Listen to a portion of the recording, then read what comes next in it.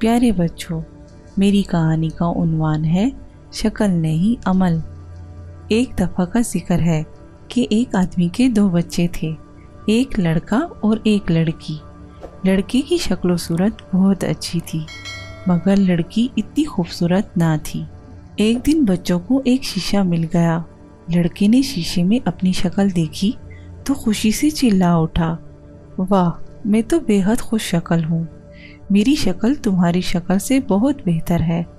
بہن کو بھائی کی یہ بات بہت ناگوار گزری۔ اس نے اسے دھکا دیا اور غصے سے بولی، جاؤ دفع ہو جاؤ۔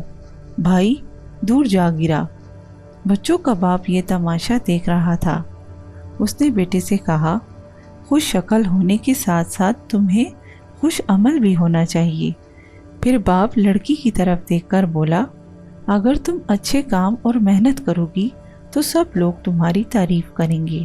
کسی نے بھی یہ نہیں دیکھنا کہ تم اپنے بھائی کی طرح خوش شکل ہو یا نہیں، لوگ یہ دیکھتے ہیں کہ تمہارا عمل اور اخلاق کیسا ہے۔ اس ننھی منھی کہانی سے یہ سبق حاصل ہوتا ہے کہ صرف شکل ہی نہیں بلکہ بچوں کا اخلاق بھی اچھا ہونا چاہیے۔